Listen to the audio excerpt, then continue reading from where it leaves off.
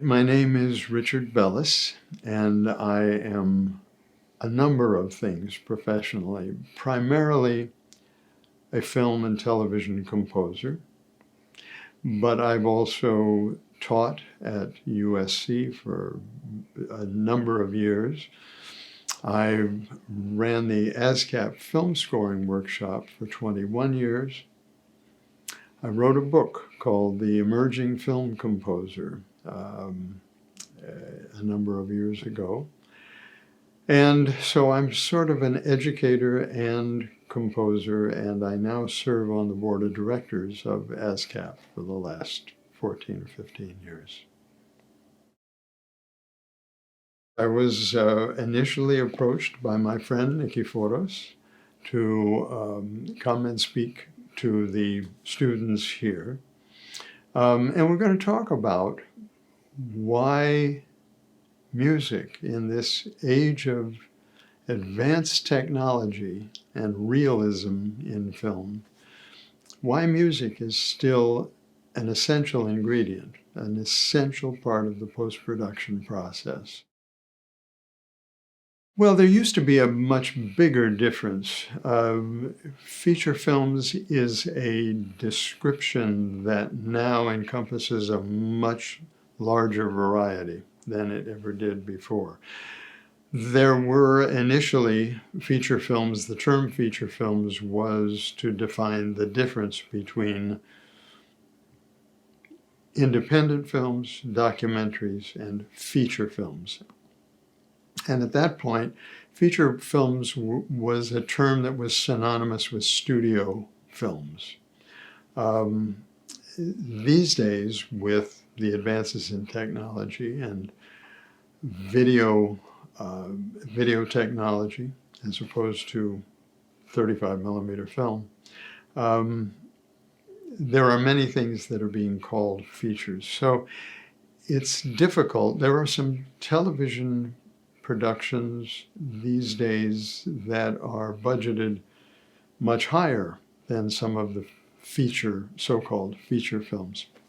But it used to be the difference was budget and time frame. That's really not the case anymore. And I don't know how to differentiate specifically between features and streaming, Netflix, and television. Budgets have gone down primarily due to technology and how much more quickly it can be done these days. And because there are things like digital editing, it goes much faster. So it's a long answer to say, I don't know what the difference is today. I was very fortunate in that the producers of Stephen King's It were producers that I had worked for in the past.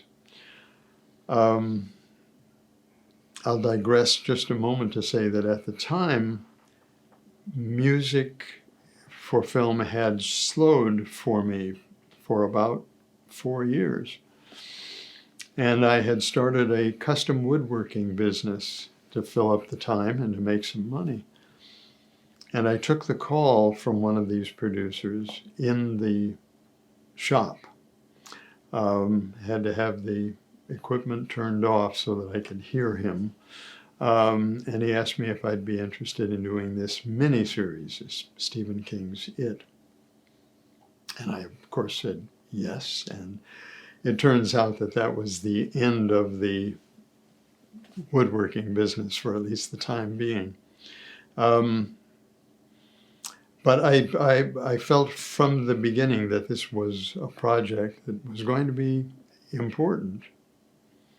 And I consider the reason for my receiving an Emmy for the score to be directly attributable to Stephen King, what a writer, and Tim Curry, who played Pennywise, and was just sensational. And it was a 4-hour miniseries, 2 nights on broadcast television. And I think the reason there is such a cult following for it is that there was no age restriction because it was on television. So people who were 9 and 10 years old, who probably wouldn't have been allowed to see it in a theater, saw it and it imprinted on them. So now when they're in their 30s, they have a memory, a strong memory, good or bad, of having seen this as a child. One of the two producers, when we were getting ready to record the music, was in Tahiti with the director of it. They were working on another project. So we were sending them rough mixes of what we had done. And I remember that we sent them the main title sequence. And they hated it. And fortunately, the other producer was back here it was in the U.S. with us while we were doing it, and they were watching it, I guess, on a motel room television on a VCR. And the producer that was back here said, "We're all loving it back here. It's going to be good." And so they trusted him, at least, if not me. And yes, that was a memory that, while it was not particularly pleasant at the time, was a strong one, because I felt while I was doing it that there was something special. I wasn't having to fight the film or the music. It was coming pretty easily and laying pretty well. And that doesn't always happen. So I had a good feeling about it. And then when I got that news, it was a bit depressing. Once the music was nominated, we went to the ceremony where they were going to announce the winner. And my wife said that I moved faster than she'd ever seen me when my name was mentioned, as if they would take it back if I wouldn't get up there fast enough. So no, I didn't really expect it. There were some wonderful scores that were competing as well. It's a good friend of mine has 10 Emmys sitting in his house. Mine is a very lonely, singular Emmy, but that's okay. Well, that has changed significantly. This director of it was not available to even spot with me, but that was not uncommon with television movies. The producers were more of the hands-on in television. Directors were very often on to the next project. Nowadays, directors are much more an active part. And sometimes, much of the time, that's very helpful. You have to know what the director is thinking, why they think music is important at any given place. Because if you don't have their input, then they will merely have to say, "No, I don't like that," and you rewrite it, and you keep guessing at what the music should be. So really, interaction with the director is really important. But today we have to audition almost every cue. And when you do that, I think the director feels compelled to give you notes. And that's not necessarily the best scenario.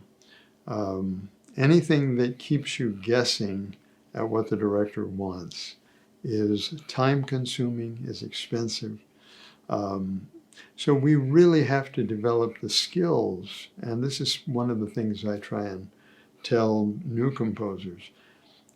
to question and question more and question more in dramatic terms, not in musical terms, but in terms of dramatic language, the language of the director. If you tell me you want something to be urgent, well, that's one thing. But if you tell me you want it to be intrigue, that's different from urgent, you know? And if I can get those words to coincide, we can agree on those words, the chances that what I'm going to write is going to be much closer to what the director wants are pretty good. So I think it's important. It doesn't, that kind of availability to speak with the director doesn't happen as much as I think it should anymore. But it is crucial, I think.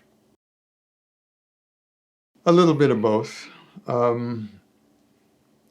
I believe that the creative process has to be early in the work schedule.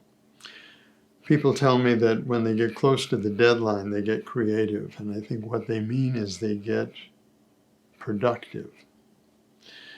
Creativity doesn't like stress. Creativity happens when you're sleeping, happens when you're getting gas in the car, you know, when you're doing anything other than trying to be creative. So I spend the first few days at the piano twice a day, thinking about the movie, watching the movie, making little notations of 1 bar, 2 bars. And I do that every day. And those little notations start to expand, and one starts to fit with another one. And this is sort of like magic for me. I've come to trust it. But if I sit there and I sort of meditate on the film, these ideas start to become the library that will become the score. And I develop all of those ideas as much as I can before I start writing the actual cues. Because if I develop that library, the cues go very quickly. And by the time I get to the end of the writing schedule, I'm really smoking. I'm creating a lot of music every day, because you're not creating anything at that point. You're constructing things. The question is not what can I create for this section? It's what can I use for this section that I've already created. So that's sort of my process. Put the creativity in front, put the craft and the construction toward the end. The first 15 years of my career, I was an arranger. And that means I'm very familiar with the orchestra and all of the instruments. And part of the composition especially for dramatic reasons, is in the orchestra.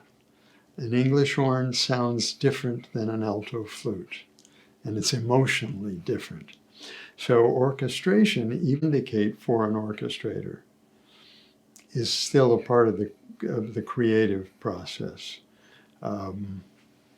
We still deal with some stereotypical influences. Young is high, old is low. Those types of things, and our creativity is the way we camouflage the stereotypical, so it doesn't sound like it's stereotypical. Strings are warm, and because they use vibrato, they're more emotional than brass, let's say. So those kinds of considerations, even if I'm not orchestrating, I will indicate those things for the orchestrator, because it's a part of dramatic composition.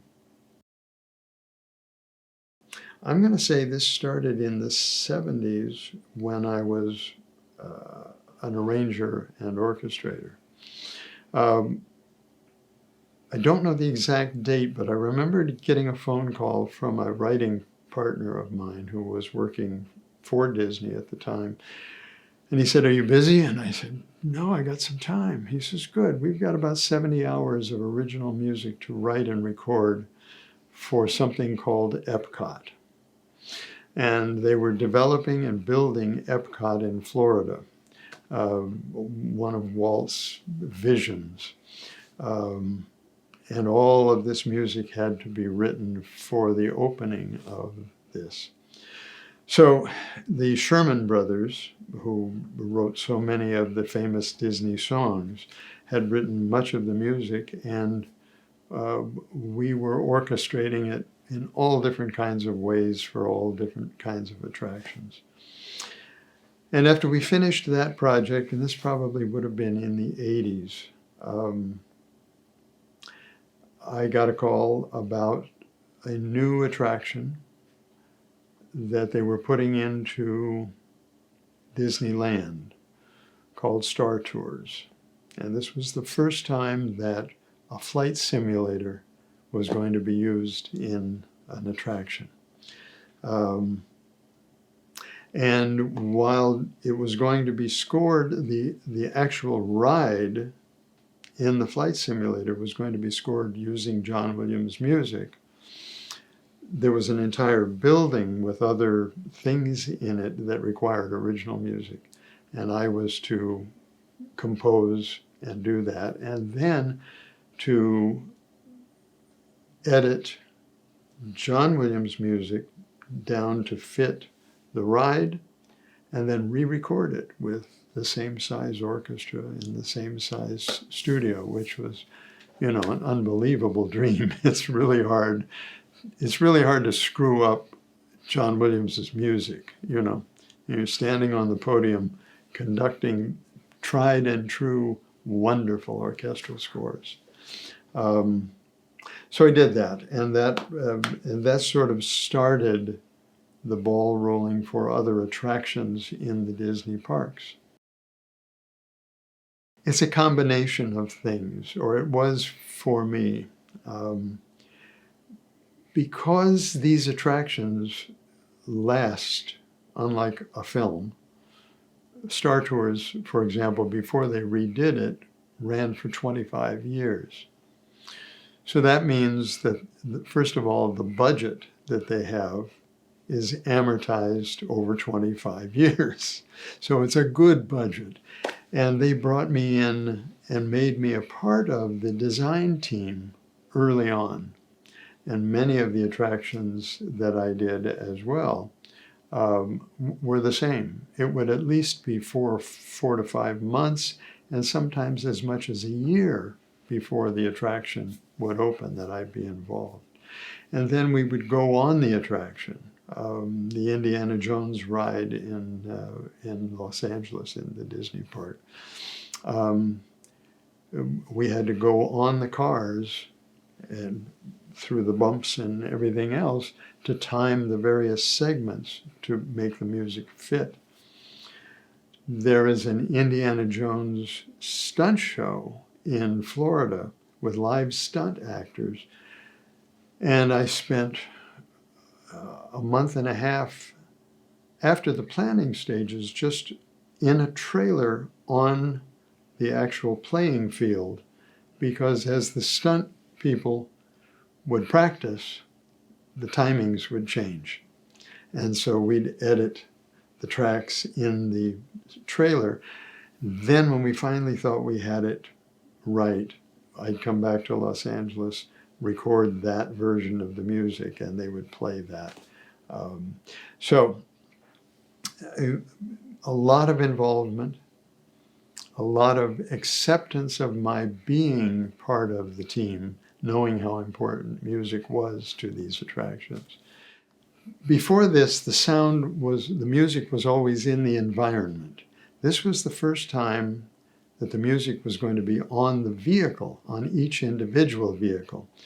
So the music would play for that vehicle through this section, and then would hit a trigger which would change the music for the next section, while this vehicle still, So 2 guys, both with stopwatches, old-fashioned stopwatches, pads and pencils, And we try and do 2 segments at one time. So I go, all right, go. All right, and go. You stop.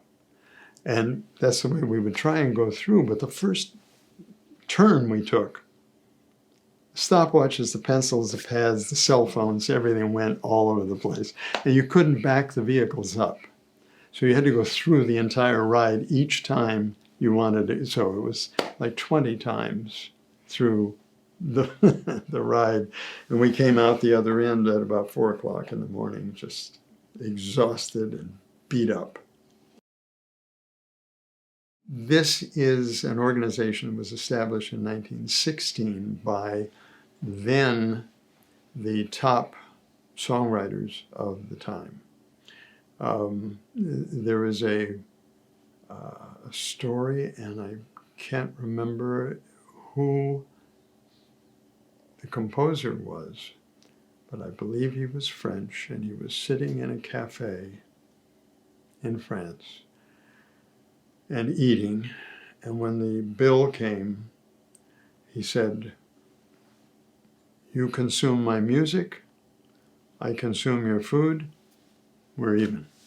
And that idea of that music that is played in restaurants has value to the restaurant was the overriding concept for these songwriters to get together in New York originally, and form an organization to monitor, license music, and monitor and pay and distribute funds to the creators of that music. And it has been doing that since 1916. Today we are a board of directors of 12 writers and 12 publishers. It's a large organization membership-wise these days. And we process, take in revenue and distribute over $1 billion every year to music creators in all genres of songwriting and composition, including concert and country, Christian, and film and TV, and all of those categories. And it does a fabulous job. And those of us who serve sort of joke that we have the service gene, that we are genetically designed to serve the community, because that's the purpose of this organization. There are always people that that think music should be free, and that's okay. But if you grew up listening to radio, AM and FM radio, you could easily get the impression that music was free. It just came out of the radio. But sponsors were paying for that. And you can't expect people to create music for nothing. Nobody can afford to do that. We all want families and houses and that kind of thing. So this is definitely an advocate organization to try and stay abreast of all of the challenges and fight when necessary to keep creators' rights. Try and become almost overqualified. If you're overqualified, your tendency is to dismiss the importance of the work. If you're underqualified, you will constantly be stressed. If you're almost overqualified, you'll be just challenged enough, but feel fully confident that you can handle this, even though there's not enough time, but I can do it, And I think in the briefest way, knowledge subscribes to the adage, it's better to have it and not need it than it is to need it and not have it. So learn as much as you can, even if you think you don't need it because technology means that you don't need it anymore. Technology is a little seductive that way and can strangely under-prepare you for things that might happen. So I think that would be my best advice.